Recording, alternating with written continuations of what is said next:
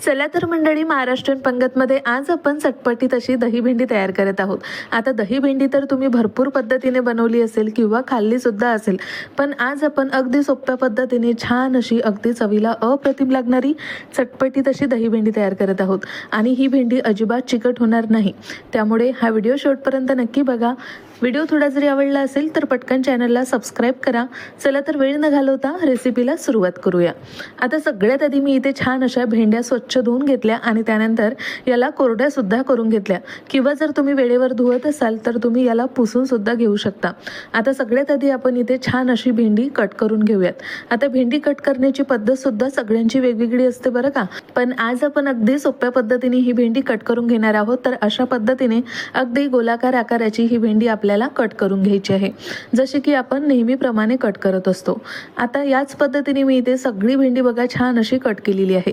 आता जर तुम्ही इथे भेंडीची भाजी बनवत असाल तर शक्यतोपर्यंत अगदी थोड्या चिमलेल्या भेंड्या घ्या, म्हणजे त्याची भाजी सुद्धा छान लागते आणि भेंडी इतकी चिकट सुद्धा होत नाही।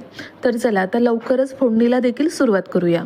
तर इथे सगळ्यात आधी कढईमध्ये आपल्या आवश्यकतेनुसार किंवा गरजेनुसार आपल्याला यामध्ये तेल टाकून घ्यायचं आहे। आता तेल छान गरम आलं त्यानंतर यामध्ये सगळ्यात आधी आपण जिरे घालून घेऊयात। जिरं बघा छान असं फुललेलं आहे। त्यानंतर इथे अगदी थोडासा किंवा भरपूर असा बारीक कट केलेला कांदा आपल्याला यामध्ये टाकायचा आहे आणि कांदा हलकासा आपल्याला यामध्ये हलवून घ्यायचा आहे। तर इथे कांदा सुद्धा छान परतून होते तोवर आता आपण इथे छान अगदी लांब सडक कट केलेल्या इथे हिरव्या मिरच्या सुद्धा टाकलेल्या आहे आणि याला पुन्हा आपण मिक्स करून घेऊयात आणि हलकंसं मऊ पडेपर्यंत परतून घेऊयात। आता इथे सगळं छान हलकंसं मऊ पडेपर्यंत परतून घेतलं। त्यानंतर अर्धा चमचा मी इथे आलं लसूणची पेस्ट सुद्धा यामध्ये छान परतून घेणार आहे।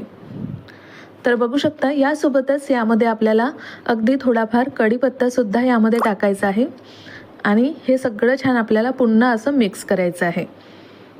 आता सगळं छान हलकंसं मिक्स झालं आणि त्यानंतर आता यामध्ये आपण इथे हळद घातली, त्यानंतर धनिया पावडर घालायचं आहे, चवीनुसार मिरची पावडर। आता सगळे मसाले टाकले त्यानंतर याला पुन्हा आपण छान असं शिजवून घेऊयात।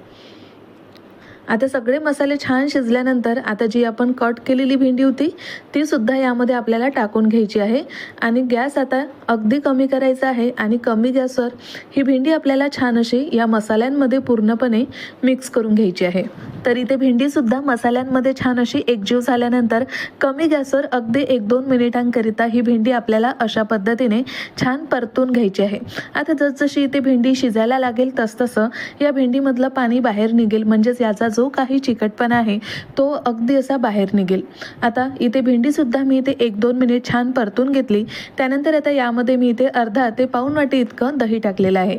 आता दही तुमच्या आवडीनुसार किंवा फ्लेवरनुसार तुम्ही इथे ॲड करू शकता। आता इथे दहीसुद्धा टाकल्यानंतर गॅस आपल्याला मध्यम ठेवायचा आहे आणि मध्यम गॅसवर हे दही पूर्णपणे आपल्याला या भेंडीमध्ये मिक्स करून घ्यायचं आहे। तर इथे भेंडीमध्ये छान असं दही मिक्स झालेलं आहे।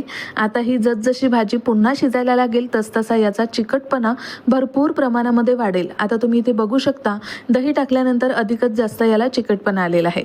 आता सगळ्यात आधी आपण इथे छान असं चवीनुसार मीठ देखील टाकून घेणार आहोत।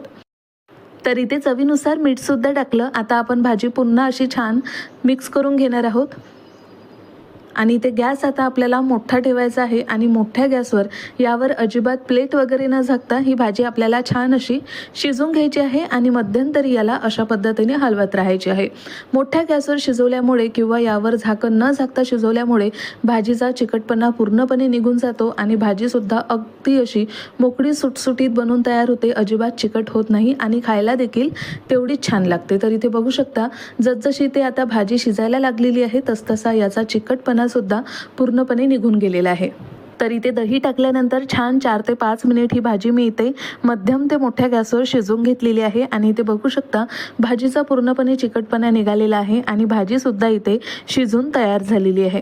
तर अशा पद्धतीने इथे तुम्ही ही दही भेंडी नक्की तयार करून बघा, नक्की छान अशी चवीला अप्रतिम आणि अजिबात चिकटसुद्धा होणार नाही।